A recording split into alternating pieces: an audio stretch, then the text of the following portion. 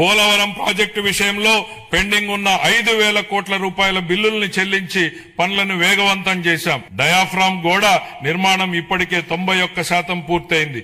మొత్తం ప్రాజెక్టు పురోగతి 60% దాటింది. వెలుగొండ ప్రాజెక్టు BRR వంశధార దశ 2 అలాగే వంశధార నాగావళి మరియు నాగావళి చంపావతి నదుల అనుసంధాన పనుల్లో సమాంతరంగా గణనీయమైనటువంటి పురోగతి సాధించబడింది. అదే సమయంలో రాష్ట్ర వ్యాప్తంగా విస్తృత స్థాయిలో చేపట్టిన ఆపరేషన్ అండ్ మెయింటెనెన్స్ SDMF మరియు FDR పనులు సాగునీటి వ్యవస్థలను స్థిరీకరిస్తున్నాయి. 5 ఏళ్ల విరామం అనంతరం మొత్తం 6,047 నీటి వినియోగదారుల సంఘాలను ప్రజాస్వామ్య పద్ధతిలో పునరుద్ధరించడం ద్వారా సాగునీటి నిర్వహణలో రైతుల భాగస్వామ్యానికి మళ్లీ బలోపేతం చేశాం. ఇక ముందు BRR వంశధార 2, హంద్రీనీవా, పూల సుబ్బయ్య, వెలుగొండ మరియు పోలవరం ప్రాజెక్టులను పూర్తి చేయడానికి మా ప్రభుత్వం కట్టుబడి